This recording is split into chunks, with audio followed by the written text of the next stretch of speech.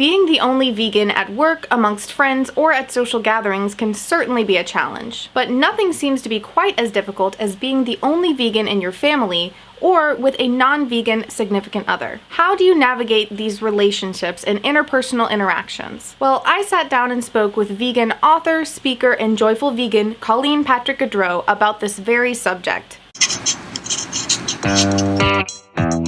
Hi, it's Emily from Bite Size Vegan, and welcome to another Vegan Nugget. Being the lone vegan is something I'm personally very familiar with. Growing up, I was the only vegan in a family of meat eaters, and I continue to be the only vegan or even vegetarian in my family to this day. I've never really had vegan friends in real life, though some of my friends went vegan after years of knowing me. I've never lived in very vegan-friendly areas, spending almost a decade in Iowa, the heart of my country's industrial agriculture and pig slaughtering. It's my belief that I can create more change in the thick of the problem, fighting from ground zero, so to speak. But one of the greatest challenges for new vegans, or even long-term vegans, is how to navigate our personal relationships with our non-vegan family and significant others. Maybe you're a teen or a preteen still living at home with non-vegan parents. Or maybe you're a vegan parent raising meat-eating kids. These relationships can be difficult, to say the least. So when I spoke with Colleen Patrick-Goudreau recently, I asked for her unique insight on this issue.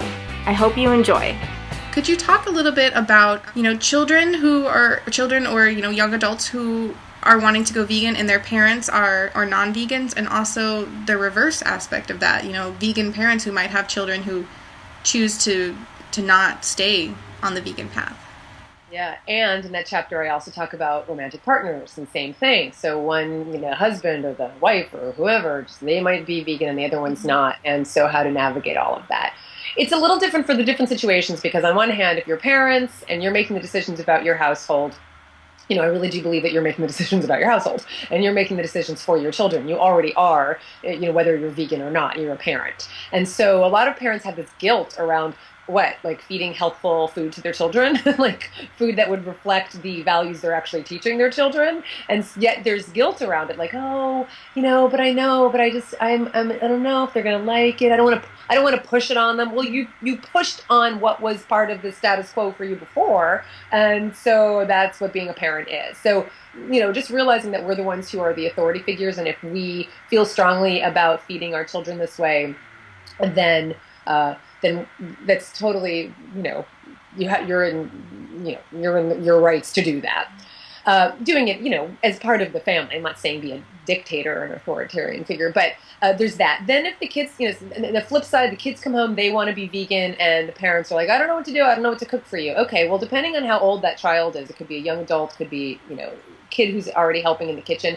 You do have to take a little bit of responsibility, especially if you're a teenager, you're older, you can cook, you can shop, you can show them that you're getting the nutrients. Make it easier for them. Say, well, you're already making me peanut butter and jelly sandwiches. I love my peanut butter and jelly sandwiches. I can still have that for lunch. Or I love when you make me the pasta, but let's try this, vegan meat instead of the, the animal-based meat that you're using. So make it easy for them. If you're the parent, trust them too, and be open because, your whole family will benefit.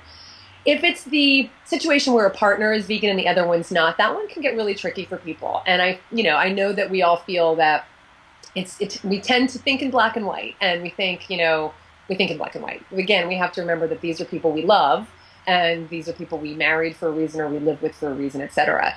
One of the things I talk about in terms of the practical aspects of that, Emily, is that, you can make compromises. If the non-vegan partner just doesn't want it to be a vegan home, maybe they're willing to have a separate refrigerator that they can keep their, dairy-based cheese and their animal-based meat in, and maybe they can agree to not cook the meat, in the house, but maybe they'll barbecue, or maybe they just won't have any, animal-based meat. I know a lot of mixed couples who they're willing to have a vegetarian house, and so they might have cheese, but they won't have, animal-based meat that just makes everything smell so awful.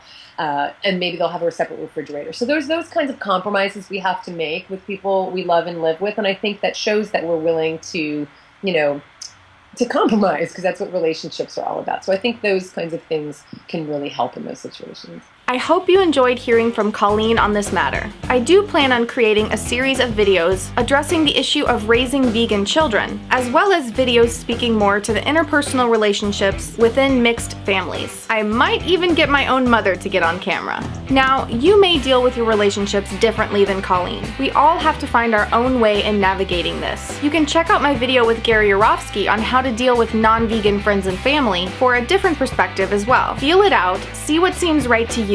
There's no perfect answer, but I think keeping the lines of communication open at all times is essential. And if you are in a situation where your family or significant other refuses to respect your choice to live a compassionate lifestyle, especially if they are aggressive or demeaning, I'd personally advocate removing yourself from that situation if at all possible. Choosing to live a life free of harming others is something to respect and admire, not admonish and condemn. When you go vegan, you are no longer impeding the lives of others with your dietary choices, and that is an incredible decision, one that impacts far more lives than your own. So whatever your family's circumstances, I hope that you can find comfort in knowing that when you go vegan, you are making a difference where it really matters, because the animals of this world deserve to have their families as well, and meat, dairy, eggs, and honey rob them of that right. And hey, if all else fails, you can be part of the Bite Size Vegan family. We do have a pretty good group of people on here. Now, I'd love to hear from you on this complex topic. What has your experience been with your family? Do you come from a mixed home or relationship? Have you had challenges?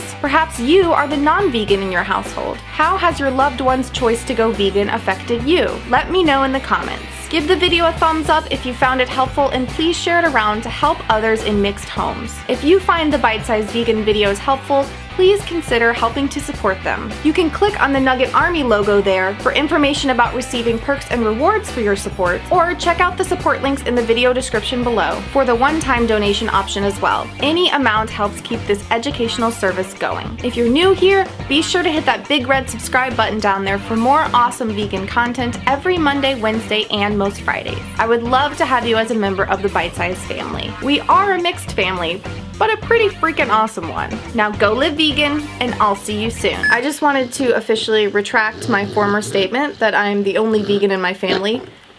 It's been brought to my attention that this is not true.